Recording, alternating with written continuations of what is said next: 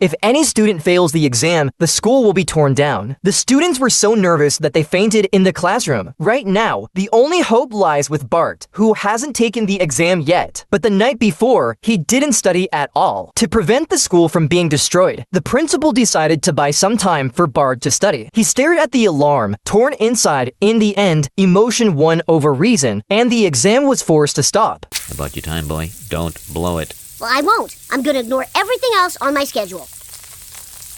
Pass this test, and the eggs are on me. They will be, Seymour. However, when Bart got home, he just wasn't in the mood to study. Just then, Lisa came over and asked about his study situation. Bart just jumped onto the bed and closed his eyes. Lisa's words were like a lullaby, and Bart fell asleep right away. In his dream, he saw the professor being treated like a dog for hoodlums not knowing how to divide 8 slices of pizza, his teacher becoming a night shift worker, and the school turning into a spinach farm. To keep this terrifying nightmare from coming true, Bart asked Lisa to help him study. He studied until 3 a.m., but there's no way to learn 10 years worth of knowledge in one night. Lisa suggested that he do the questions he could first and choose B for the ones he couldn't. Now, what is the capital of Massachusetts?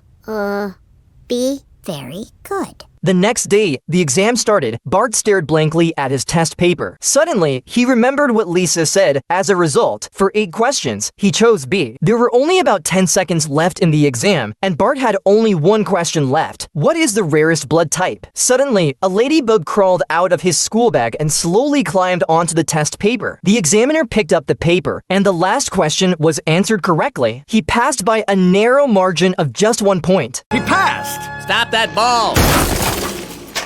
Now your mom can see you work from her house. Seymour, stop slouching!